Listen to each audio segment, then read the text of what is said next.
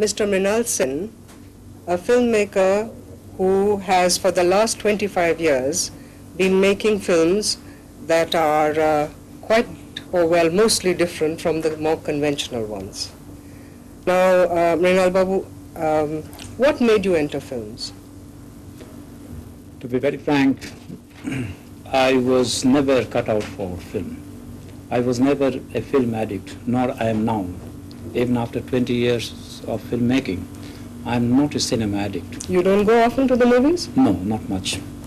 So it happened like this. My special subject was physics, and that was how I got interested in sound recording. So then I wanted to go to a studio, and that's what I did. And I was thrown into what they call maintenance department, and I had to solder capacitors and condensers. But my interest was basically academic, so I lost all interest in this job. I left the theater studio.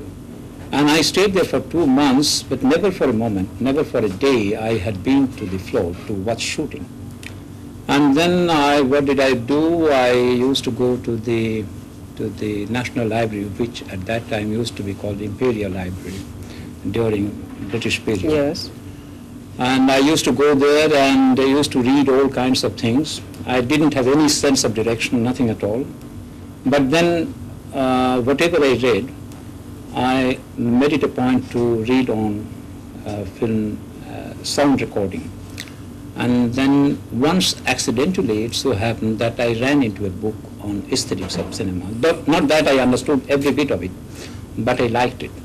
I liked it. I was practically, to tell you the truth, I was floored. And that was the beginning of my walking into cinema, in a way. And this led to reading another book, and which I liked very much. And that is how I grew my interest in the aesthetics of cinema. And that is when I started seeing films. And two things grew in me together, which is a very interesting growth in me. My passion for cinema as a very evocative art form, which I derived from the books, and my hatred for the cinema as was practiced in India. So these two things grew together. But if you didn't see any of the better foreign films or the films that were shown at film societies, how did you get a practical understanding of the aesthetics? It happened later. Immediately after that, I started seeing films. I started with Russian classics, which I could see at that time not through the film societies, because the film society started in 1948, if I'm not mistaken. Right. Yes, but before that, there was an organization called Friends of the Soviet Union, and the Anti-Fascist Writers Association during the war and after the war. And these two organizations were very active, and I could see very important films of Eisenstein, Pudovkin, Tabzenko, and others, and Donskoy. And I was fascinated by these films. Later on, I joined the Film Society. I was an outsider because I didn't have enough money to be a Film Society regular member. But then I used to go there. I had my friends there. And that was how I got interested in good cinema. And I started writing on the aesthetics of cinema, and I wrote something, on dialectics of cinema, on the relationship between cinema and poetry and all that. And then I thought I had become somewhat of a filmmaker. But in the meantime, I did lots of things. I was a medical representative without knowing anything of medicine, but I became quite important in the job. Because, when I met the doctors, I never talked medicine. For the simple reason, I knew nothing about medicine. I talked something else. I wanted to keep the doctors in humor. That was how I became important. But before I could be absorbed, I left the job and loafed about quite a lot. And then in 1956, I made a film. How is it that you took to direction straight away? Yes. No, it was not taken to direction straight away. I acted as someone's assistant for a few months, left the job because I didn't like them at all. And I had a feeling of superiority because of my being acceptable to some serious readers. For my but if you were a writer originally, then how is it that instead of sticking to writing, you went on to directing? Because I thought I could, this is what I thought when I started writing on the aesthetics of cinema, and which was liked by some serious spectators. I thought now is the time for me to make films. And I made my first film, and to tell you the truth, that was awful, and that was a colossal disaster. So I immediately convinced myself that filmmaking is not my job. You always tend to underestimate yourself. No, it's not that. It's not that. My start was very uneven, and I have made a very long voyage by now, and it has been very erratic, very different from, say, Satyajit Ray, who came to cinema, made his first film, and he won the world. But in my case, it was not that at all. But I don't feel fatigued. I still remain very youthful. Well, that's marvelous for us cinema goers who just wait to see a really good film once in a way. Anyway, among all these aesthetic experiences that you had, these things that you read about, and these films that you saw, which would you say was the strongest influence on you, on your filmmaking? Well, even though there was not any trace of that influence in my first film, but then I was very much under the influence of neorealism, which was a post-war phenomenon in Italy. Yes. And I was fascinated by that. But I could see the Italian films of that kind only in 1952, when we had the first film festival in Calcutta and in the rest of India. But my friends and I, Ritik Ghatak was a friend of mine, and then he and I and others, Rishikesh Mukherjee for that matter, we used to do a little bit of what I would say collective reading. Yes. Wherever we got to, we could catch hold of any writing on neorealism. We read something about what Zavattini, the promoter of the, in fact, he's the person who started it. Yes. The movement of neorealism. So we used to memorize all the lines of whatever Zavattini used to say. And we had a certain background, because all of us, Ritik Ghatak, myself, Shalit Chaudhuri and others, we were all associated with the left movement, students' movement in India.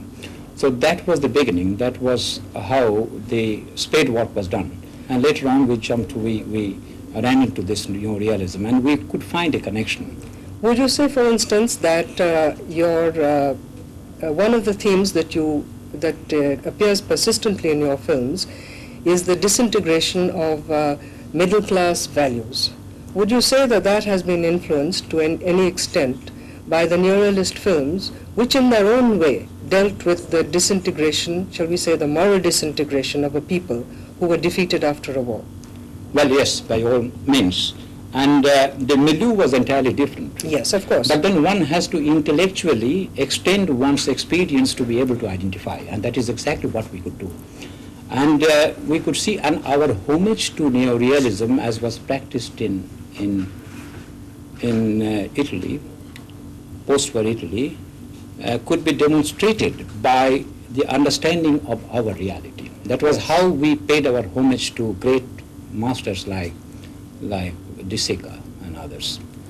And this is exactly how we since you asked me a specific question about the disintegration of the middle-class values, because I happened to come from the same milieu.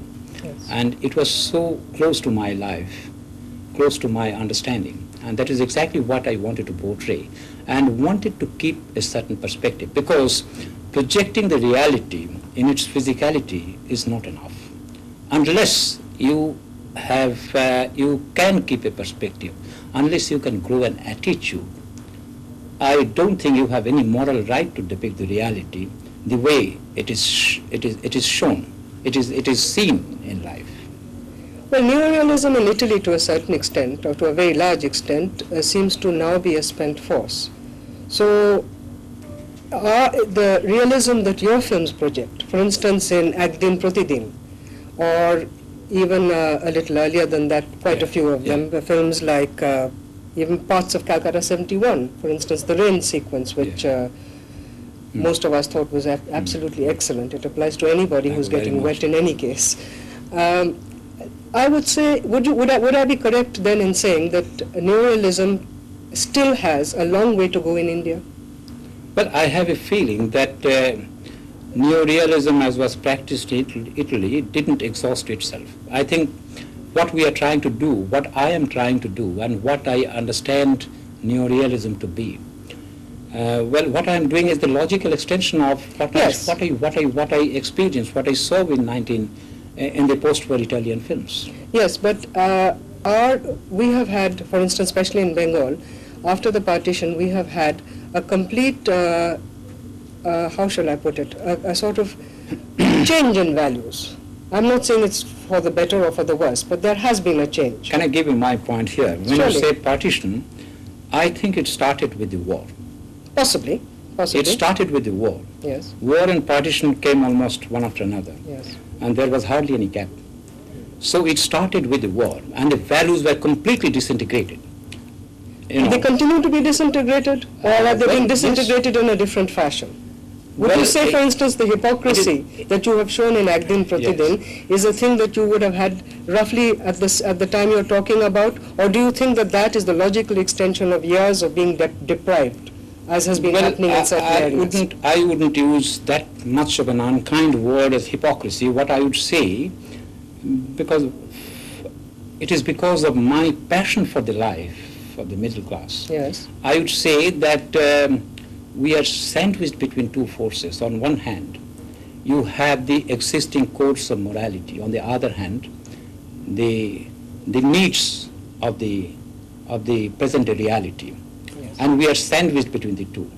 So, and there you can see a kind of what I would say multiplicity in a human individual.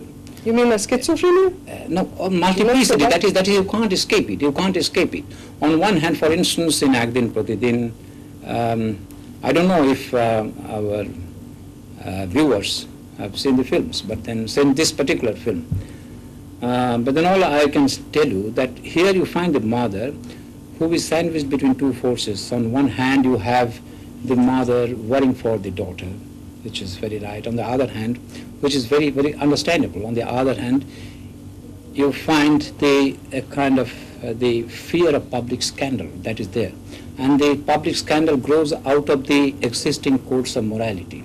And she's sandwiched between the two forces. She doesn't know how to, and she has to keep up appearances on one hand.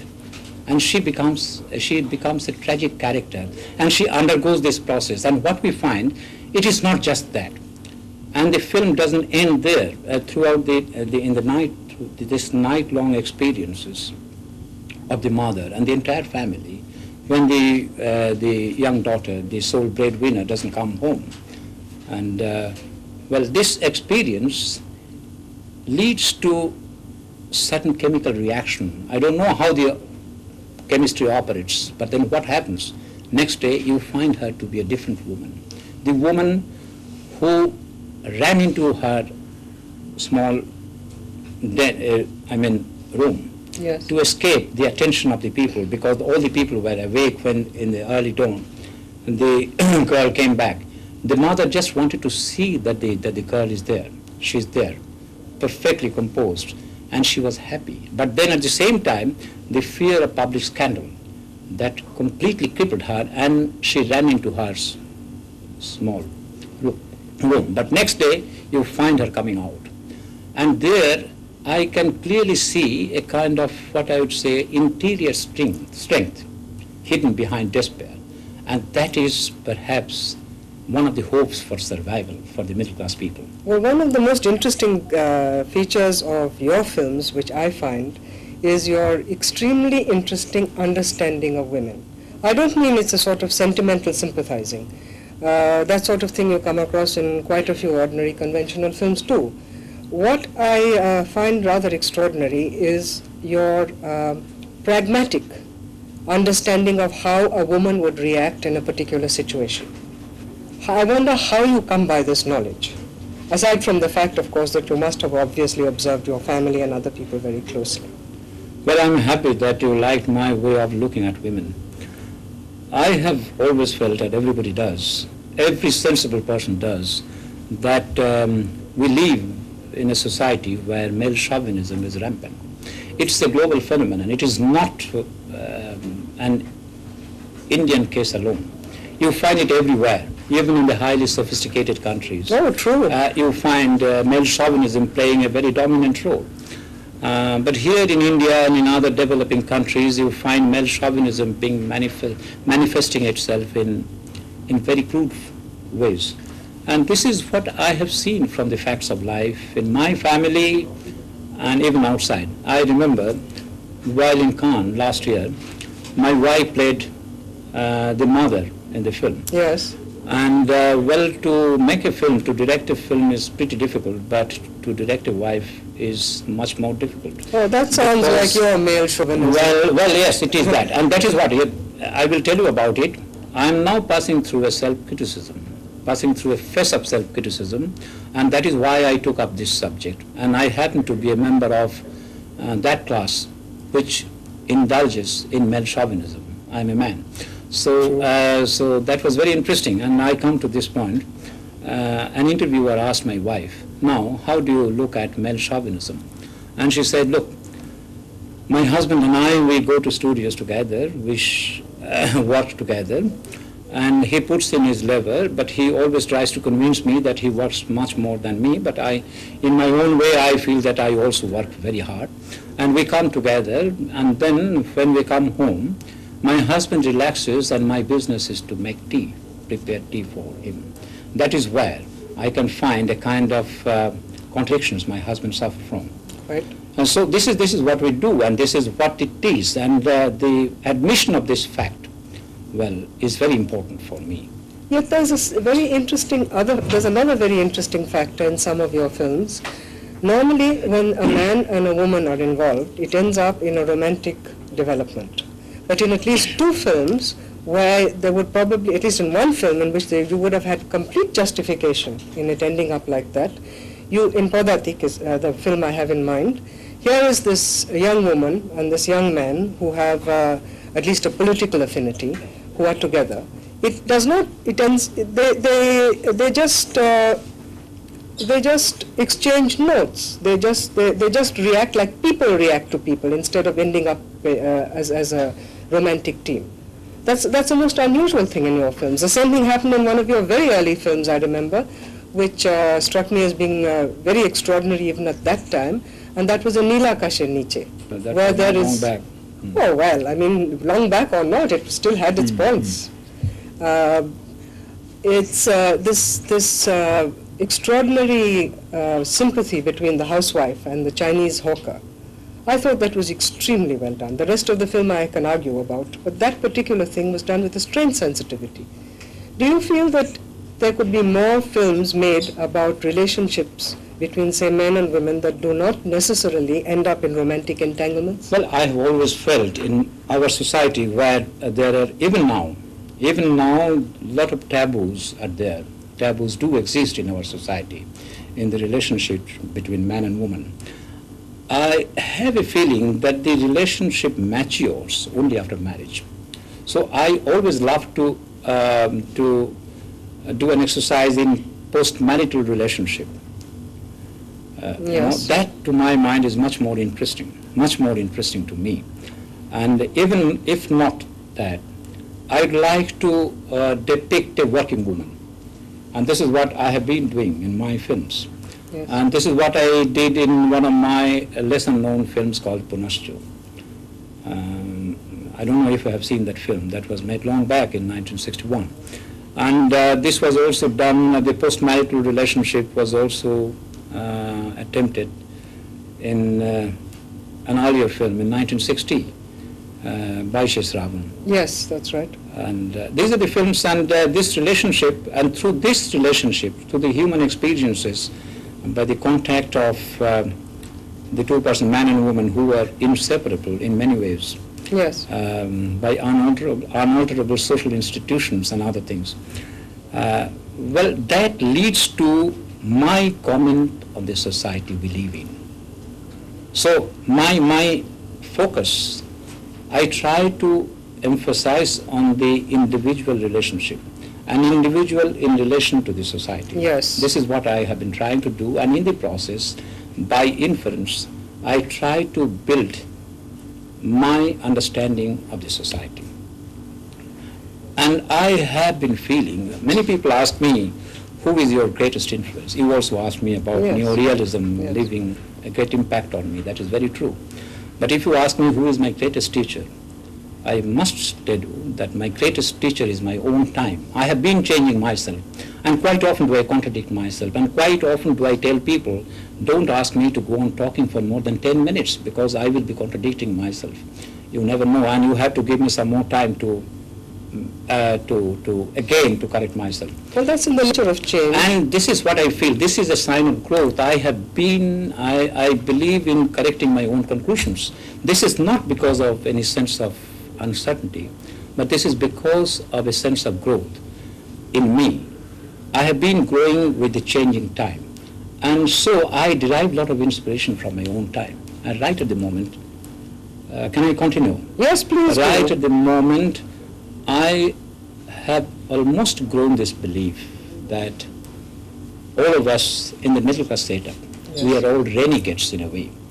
Because you see, I have been building my case on poverty and exploitation, on social injustice and all that, which are as perennial in Indian scene as an old banyan tree. Yes. You see, I have been building my thesis on this, on these very awkward and very gruesome realities of Indian scene. But then, when I withdraw into myself, when I seek silence, honestly I tell you, I feel that my lifestyle has changed a little. But all of us has, and yes, that is where I consider myself to be a renegade. And that is why I tell you that I am now passing through a phase of self-criticism. We are all renegades. And let us admit for once that we are all renegades. And that may lead to a sense of satisfaction and continue this business of being renegades very satisfactorily. That is very true. But then at the same time, we must imbibe in ourselves a sense of guilt. Well, can I then ask you about something else also? And that is that here, I believe your next film is to be a comedy? Well, yes. Well, considering that you wrote a book on Chaplin, yes, so early in your career, I would have thought you were obviously very interested in comedy. Now, why have you waited so long to make a comedy? I don't know. I tried my hand at comedy long back. It was, part of the film was quite interesting, even when I look at it now. Which is this one you have in mind? The film is called Abusheshe. I don't want to remember the film because the second half was so sentimental. I didn't like the film at all. I don't want to be remembered by that film. But then I feel that I have a flair for flippancy, if not for languages. But you made films in other languages. How did you manage? I know. I have made films in different languages. In Telugu, for the simple reason that the people asked me to make films in different languages, in Telugu, in Oriya, in Hindi, and my Hindi is atrocious for that matter. But you see, it is difficult. It is difficult to make films in any language other than yours. Yes. But then it is not impossible. It is not impossible because it is the same milieu you are depicting. You see, my area is primarily the poverty and exploitation. And you should not be surprised if I make a film in an African country, in the black African country, because there also I find this poverty and exploitation operating in large measure. Yes. And poverty and exploitation do not have two cultures. It is the same. That was how I could do it. But then, honestly, my flair for languages is very, very poor. I don't have any flair for languages, but I believe I have flair for comedy. I believe in flippancy, and by remaining flippant, you can make your points very sharply. But then, you see, and this is why I have decided to take up a comedy this time, but then it is all fun, unadulterated fun. The film I am going to make now, it will be called Chal Chitra in Bengali. It means kaleidoscope. And but then it is again a study of the middle class life. But then, towards the end, well, there is a sharp banter at myself and at my class to mark the end. That is there. Well, in 25 years, you've come a long way. And 1981 is very definitely your year. First, it is 25 years of your filmmaking. Then you're making a comedy at last, and a comedy. Shall I tell you something more? No, let me talk about this one. Yeah. Because obviously you're trying to get out of this one. This is the year when you had a retrospective. This is the year when you got the Silver Bear, and now you're a Padma Bhushan. And we are all extremely excited about this fact. And we would like to know what your reaction is. Well, I can talk about my wife's reaction That would be very interesting. instead of my reaction. And we have been living as husband and wife for the last several years. Congratulations. Even though while in Cannes last year, I was told by some of the organizers of the festival in Cannes, who happened to be my friends, they told me, you see, you don't introduce your wife as your wife, you introduce her as your actress, because that will give her more credibility and she will feel more important. So later on, I used to tell people, look, she's my actress and I'm living with my husband for the last 27 years. So, and that was how I tried to act as a nonconformist in Indian setup. Well, now I can realize, never in my life could I convince her that she is the wife of a very important man. Now I feel I have been able to convince her that she is the wife of a very important man.